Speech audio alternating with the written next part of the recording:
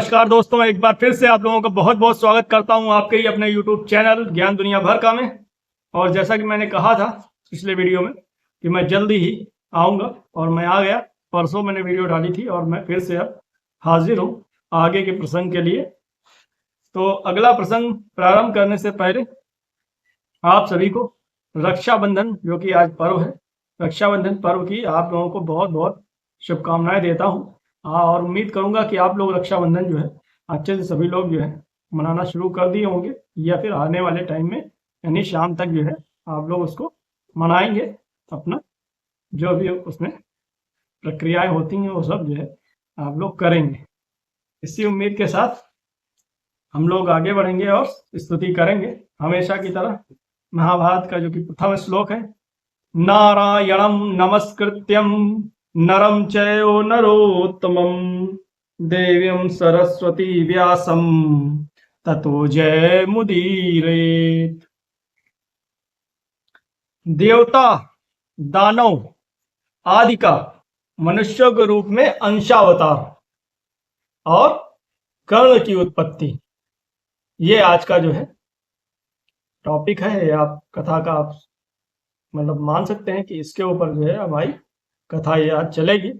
तो वैशंपायन जी कहते हैं, जन्मेजय, अब मैं यह वर्णन करता हूं कि किन किन देवता और दानवों ने किन किन मनुष्यों के रूप में जन्म लिया था। दानवराज विप्रचित्ति, जरासंध और हिरण्यकश्यपु शिशुपाल हुआ था। सहलाद शल्य, सहलाद जो है, प्रहलाद तो आप जानते होंगे हिरण्यकश्यपु का पुत्र था, लेकिन सहलाद भी उसका भाई था, यानी वो भी उसका पुत्र था। तो ये जो है धृष्टकेतु हुआ था। अनुल्लाद, अनुल्लाद प्रहलाद का भाई था सहलाद, और उसी के भाई थे अनुल्लाद। तो अनुल्लाद धृष्टकेतु हुआ था। शिवी दैत्य दुम राजा के रूप में, और वाष्कल भगदत्त हुआ था। काल नेमी दैत्य ने ही कंस का रूप धारण किया था। भरद्वाज मुनि के यहाँ बृहस्पति जी के अंश से द्रोणाचार्य अवतीर्ण हुए थे। वे श्रेष्ठ धनुर्धर, उत्तम शास्त्रवेत्ता और परम तेजस्वी थे। उनके यहाँ महादेव, यम, काल और क्रोध के सम्मिलित अंश से भयंकर अश्वत्थामा का जन्म हुआ था। अश्वत्थामा की जन्म कथा ऑलरेडी मैं वीडियो अलग से पूरी डिटेल बना चुका हूं। यहाँ पर एक प्रसंग आया है तो वो प्रसंग भी मैं साथ में कह रहा हूं।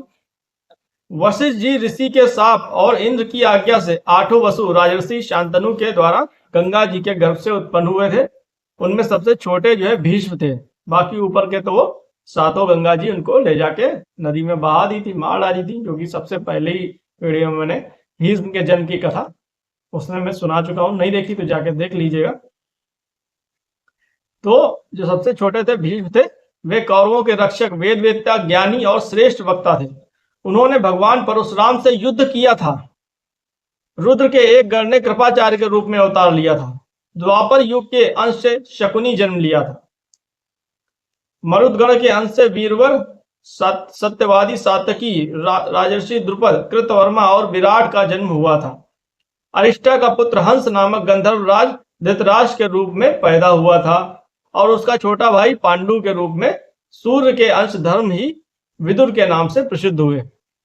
कुरुकुल कलंक दुरात्मा दुर्योधन कलयुग के अंश से उत्पन्न हुआ था। उसने आपस में वैर की आग सुलगाकर पृथ्वी को भस्म किया। पुलत्स्य वंश के राक्षसों ने दुर्योधन के 100 भाइयों के रूप में जन्म लिया था। धृतराष्ट्र का पुत्र, जिसका नाम युयुत्सु था, वेश्या के गर्भ से उत्पन्न एवं इनसे अलग था। युधिष्ठिर धर्म के, भीमसेन वायु के, अर्जुन इंद्र के तथा नकुल सहदेव अश्विनी कुमार के अंश से उत्पन्न हुए थे। चंद्रमा का पुत्र वर्चा अभिमन्यु हुआ था। वर्चा के जन्म के समय चंद्रमा ने देवताओं से कहा था, मैं अपने प्राण प्यारे पुत्र को नहीं भेजना चाहता, फिर भी इस कार्य से पीछे हटना भी उचित नहीं जान पड़ता। असुरों का वध करना भी तो अपना ही काम है। इसलिए वर्चा मनुष्य बनेगा तो सही, परंतु वहां अधिक दिनों तक नहीं रहेगा। इंद्र के अंश से नरावतार अर्जुन होगा, जो नारायणावतार श्री कृष्ण से मित्रता करेगा। मेरा पुत्र अर्जुन का ही पुत्र होगा, और नर नारायण की उपस्थिति न रहने पर मेरा पुत्र चक्रव्यूह का भेदन करेगा और घमासान युद्ध करके बड़े बड़े महारथियों को चकित कर देगा। और दिन भर युद्ध करने के बाद सायंकाल में वह मुझसे आ मिलेगा, यानी कि मर के पहुंच जाएगा अपने पिता के पास। उसकी पत्नी से जो पुत्र होगा वही कुरुकुल का वंशधर होगा। सभी देवताओं ने चंद्रमा की इस उक्ति का अनुमोदन किया। जन्मेजय, वही आपके दादा अभिमन्यु थे। अग्नि के अंश से धृष्टद्युम्न और एक राक्षस के अंश से शिखंडी का जन्म हुआ था। विश्व देवगण द्रौपदी के पांचों पुत्र प्रतिबिंध, सूत सोम, श्रुत कीर्ति, शतानीक और श्रुतसेन के रूप में पैदा हुए थे। वसुदेव जी के पिता का नाम सूरसेन था। उनकी एक अनुपम रूपवती कन्या थी जिसका नाम था प्रथा। सूरसेन ने अग्नि के सामने प्रतिज्ञा की थी कि मैं अपनी पहली संतान अपनी बुआ के संतानहीन पुत्र कुंती भोज को दे दूंगा। उनके यहाँ पहले प्रथा का ही जन्म हुआ था, इसलिए उन्होंने उसे कुंती भोज को दे दिया था। जिस समय प्रथा छोटी थी, अपने पिता कुंती भोज के पास रहती और अतिथियों का सेवा सत्कार करती। एक बार प्रथा ने दुर्वासा ऋषि की बड़ी सेवा की।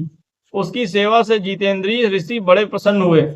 उन्होंने प्रथा को एक मंत्र बतलाया और कहा कि कल्याणी, मैं तुम पर प्रसन्न हूं।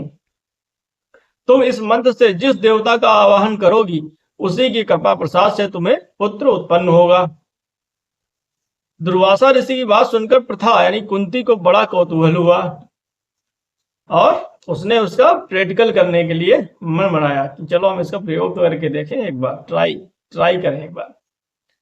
तो उसने क्या किया, उसने जाकर के एकांत में गई। एकांत में जाकर उसने भगवान सूर्य का आवाहन किया। सूर्यदेव ने आकर तत्काल गर्भ स्थापन किया, तत्काल गर्भ स्थापन कर दिया इसका, जिससे उन्हीं के समान तेजस्वी कवच और कुंडल पहने एक सर्वांग सुंदर बालक उत्पन्न हुआ। कलंक से भयभीत होकर कुंती ने उस बालक को छिपाकर नदी में बहा दिया। ठीक है, तो अधीरथ जो था, अधीरथ उसने उसे निकाला, बहते हुए बालक को देखा गंगा नदी में। अपनी पत्नी राधा के पास ले जाकर, उसके कोई पुत्र नहीं था तो दे दिया और अपना पुत्र बना दिया। तो उन्होंने उस बालक का नाम रखा वसुसेन। तो वो पीछे जो है बाद में कर्ण के नाम से प्रसिद्ध हुआ। वह विद्या में बड़ा प्रवीण और वेदांगों का ज्ञाता हुआ। वह बड़ा उदार, सत्य, पराक्रमी और बुद्धिमान था। जिस समय वह जप करने के लिए बैठता उस समय ब्राह्मण उससे जो मांगते वही दे देता था, दानी था। तो ये तो आगे उसका प्रसंग आएगा पूरा, अभी यहाँ ये शॉर्ट में जो है बताया है, मतलब कथा के अंदर कि जन्म कैसे हुआ, ये कहानी आप लोगों को पता चल गई। तो इस प्रकार जो है फिर आगे जो है यहाँ पर वो कहते हैं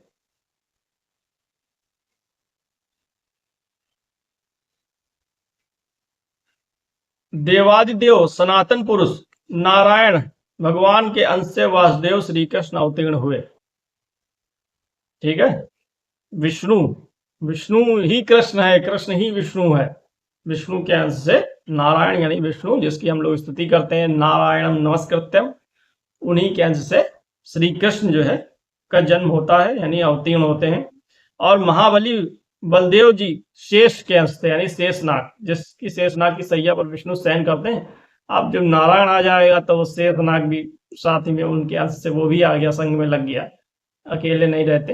तो शेषनाग का अंश भी आ गया, जो कि बलदेव यानी कि बलराम होकर के अवतीर्ण हुए। तो सनत कुमार जी प्रद्युम्न हुए। सनत कुमार जो है स्वयं क्या हो गए, प्रद्युम्न हो गए, यानी श्री कृष्ण के पुत्र हो गए या पौत्र कह लो। ठीक, पौत्र हो गए। यदुवंश में और भी बहुत से देवता मनुष्य के रूप में अवतीर्ण हुए। इंद्र की आज्ञा अनुसार अप्सराओं के अंश से 16,000 स्त्रियां उत्पन्न हुई। राजा भीष्मक की पुत्री रुक्मणी के रूप में लक्ष्मी जी और द्रुपद के यहाँ यज्ञ कुंड से द्रौपदी के रूप में इंद्राणी उत्पन्न हुई। कुंती और माद्री के रूप में सिद्धि और धृति का जन्म हुआ था। सिद्धि और धृति का जन्म हुआ था, वे ही पांडवों की माता हुई। मति का जन्म राजा सुबल की पुत्री गांधारी के रूप में हुआ था। इस प्रकार देवता, असुर, गंधर्व, अप्सरा और राक्षस अपने अपने अंश से मनुष्य के रूप में उत्पन्न हुए थे। तो यहाँ पर जो इंद्राणी जो है, इंद्र की पत्नी इंद्राणी जो है द्रौपदी बन के आई थी, जिसको अर्जुन ने स्वयंवर में जीता था। बाद में वो 5 भाइयों ने भी कर लिया उसमें काम। लेकिन देखो यहाँ पर इंद्र के अंश से अर्जुन है, तो इंद्राणी के अंश से द्रौपदी है। मतलब वही सेम पैटर्न ऊपर वाला नीचे आ रहा है। बस यहाँ पर क्या है, बस ये 5 वाला जो हुआ था मैटर, कांड कह सकते हैं इसको, कि 5 से विवाह करना पड़ा। एक विवादित जो है मसला रहा है बहुत ही ज्यादा। तो आगे जो है जन्मेजय ने कहा, भगवान, मैंने आपके श्रीमुख से देवता दानव आदि के अंशों द्वारा अवतरित होने की कथा सुन ली। अब आपकी पूर्व सूचना के अनुसार कुरुवंश का श्रवण करना चाहता हूं। तो यहाँ पर जो है दुष्यंत और शाकुंतला की जो है कथा मतलब प्रसंग में आती है, जिनका गांधर्व विवाह हुआ था, यानी गांधर्व विवाह यानी प्रेम विवाह उसको कह सकते हैं। तो वैशंपायन जी ने कहा, जन्मेजय, पुरु वंश का प्रवर्तक था परम प्रतापशाली राजा दुष्यंत। समुद्र से घिरे हुए बहुत से प्रदेश और मलेच्छों के देश भी उसके अधीन थे। वह अपनी प्रजा का पालन शासन बड़ी योग्यता के साथ करता था। उसके राज्य में वर्ण संकर नहीं थे। खेती और खानों के लिए प्रयत्न नहीं करना पड़ता था। पाप तो कोई करता ही नहीं था। इस प्रकार जो है वो वर्णन करने लगे कि मतलब वह बड़ी अपनी योग्यता के साथ जो है प्रजा का पालन करता था। सभी धर्म के प्रेमी थे, इसलिए धर्म और अर्थ दोनों ही स्वतः प्राप्त थे, एकदम स्वतः। चोर, भूख अथवा रोग का भय बिल्कुल नहीं था। सभी लोग अपने अपने धर्म में संतुष्ट थे और राजा के आश्रय में निर्भय रहकर निष्काम धर्म का पालन करते थे। समय पर वर्षा होती थी, अन्न सरस होते थे और पृथ्वी सब प्रकार के रत्न पशुधन से परिपूर्ण थी। एकदम सुखी मतलब माहौल था। ब्राह्मण कर्मनिष्ठ थे और छल कपट पाखंड की छाया भी उन्हें नहीं छूती थी। दुष्यंत स्वयं एक बलवान युवक था। उसकी शक्ति इतनी अद्भुत थी कि वह वन उपवन सहित मंदराचल को उखाड़कर धारण कर सकता था। वह गदा युद्ध के प्रक्षेप, विक्षेप, परिक्षेप और अभिक्षेप चारों प्रकारों में शस्त्र विद्या में बड़ा ही निपुण था। घोड़े और हाथी की सवारी में कोई उसका सानी नहीं था, मतलब बहुत ही ज्यादा योग्य। वह विष्णु के समान बलवान था, सूर्य के समान तेजस्वी और समुद्र के समान अक्षोभ्य और पृथ्वी के समान क्षमाशील भी था। बड़ी बात। नागरिक और देशवासी प्रेम से उसका सम्मान करते और वह धर्म बुद्धि से सबका शासन करता था। एक दिन की बात है, महाबाहु राजा दुष्यंत अपनी चतुरंगणी सेना के साथ किसी गहन वन में जा पहुंचा। उसे पार करने पर उसे एक मनोहर आश्रम युक्त उपवन मिला। वह उपवन बड़ा ही सुंदर था। वहां के वृक्ष खिले हुए पुष्पों से लद रहे थे। दूर्वादलों से पृथ्वी हरी भरी हो रही थी। सुंदर सुंदर पक्षी मधुर स्वरों से चहक रहे थे। कहीं कोकिलों की कुहू कुहू तो कहीं भौरों की गुंजार। राजा दुष्यंत उपवन की शोभा देख ही रहे थे कि उनकी दृष्टि उस मनोरम आश्रम पर पड़ी। उस आश्रम में स्थान स्थान पर अग्निहोत्र की ज्वालाएं प्रज्वलित हो रही थी। वाल्खिल्य आदि ऋषि यज्ञशाला पुष्प और जलाशयों के कारण उसकी अद्भुत शोभा हो रही थी। सामने ही मालिनी नदी बह रही थी, जिसका जल बड़ा ही स्वादिष्ट था। क्या कहना। अनेकों ऋषिमुनि आसन लगाए ध्यान मग्न बैठे थे। ब्राह्मण देवताओं की पूजा कर रहे थे। राजा को ऐसा मालूम हुआ मानो मैं ब्रह्मलोक में खड़ा हूं। इतना वहां का सुंदर माहौल। दुष्यंत के नेत्र और मन की छटा देखकर तृप्त नहीं होते थे। इस प्रकार राजा दुष्यंत ने सब देखते सुनते काश्यप गोत्री कर्ण ऋषि के एकांत और मनोहर आश्रम में मंत्री और पुरोहितों के साथ प्रवेश किया। दुष्यंत ने मंत्री और पुरोहितों को आश्रम के द्वार पर ही रोक दिया और स्वयं भीतर गए। वहां उस समय कर्ण ऋषि उपस्थित नहीं थे। राजा ने आश्रम को सूना देखकर ऊंचे स्वर से पुकारा, यहाँ कौन है? दुष्यंत की आवाज सुनकर एक लक्ष्मी के समान सुंदरी कन्या तपस्विनी के वेश में आश्रम से निकली। उसने राजा दुष्यंत को देखकर सम्मान पूर्वक कहा, स्वागत है, स्वागत है। उसने राजा दुष्यंत को फिर उसने आसन, पाद्य और अर्घ्य के द्वारा राजा का आतिथ्य सत्कार करके स्वास्थ्य और कुशल के संबंध में प्रश्न किया। स्वागत सत्कार के बाद उस तपस्विनी कन्या ने तनिक मुस्कुराकर पूछा कि मैं आपकी क्या सेवा करूं? राजा दुष्यंत ने सर्वांग सुंदरी एवं मधुर भाषणी कन्या की ओर देखकर कहा, मैं परम भाग्यशाली महर्षि कर्ण का दर्शन करने के लिए आया हूं। वे इस समय कहाँ हैं? कृपा करके बतलाइए। शकुंतला ने कहा, मेरे पूजनीय पिताजी फल फूल लाने के लिए आश्रम से बाहर गए हैं। आप घड़ी दो घड़ी उनकी प्रतीक्षा कीजिए, तब उनसे मिल सकेंगे। शकुंतला की भरी जवानी, क्या कहना। शकुंतला की भरी जवानी और अनुपम रूप देखकर दुष्यंत ने पूछा, सुंदरी तुम कौन हो? तुम्हारे पिता कौन हैं और किस लिए यहाँ आई हो? तुमने मेरा मन मोहित कर लिया है, मैं तुम्हें जानना चाहता हूँ। शकुंतला ने बड़ी मिठास के साथ कहा, मैं महर्षि कर्ण की पुत्री हूँ। राजा ने कहा, कल्याणी, विश्ववंद महर्षि कर्ण तो अखंड ब्रह्मचारी हैं। धर्म अपने स्थान से विचलित हो सकता है, परंतु वे नहीं। ऐसी दशा में तुम उनकी पुत्री कैसे हो सकती हो? शकुंतला ने कहा, राजन, एक ऋषि के पूछने पर मेरे पूजनीय पिताजी कर्ण ने मेरी जन्म की कहानी सुनाई थी। उससे मैं जान सकी कि जिस समय परम प्रतापी विश्वामित्र जी तपस्या कर रहे थे, उस समय इंद्र ने उनके तप में विघ्न डालने के लिए मेनका नाम की अप्सरा भेजी थी। उसी के संयोग से मेरा जन्म हुआ। माता मुझे वन में छोड़कर चली गईं। तब शकुंतो पक्षियों ने सिंह, व्याघ आदि भयानक जंतुओं से मेरी रक्षा की थी, इसलिए मेरा नाम शकुंतला पड़ा। महर्षि कर्ण ने वहां से उठाकर मेरा पालन पोषण किया। शरीर का जनक, प्राणों का रक्षक और अन्नदाता, ये तीनों ही पिता कहे जाते हैं। इस प्रकार मैं महर्षि कर्ण की पुत्री हूँ, लेकिन वास्तव में मेनका और विश्वामित्र दोनों के संयोग से, यानी कि ये ओरिजिनल में विश्वामित्र की पुत्री है, लेकिन इसने महर्षि कर्ण ने पालन पोषण किया तो कर्ण की पुत्री है, मतलब अभी कह रही है।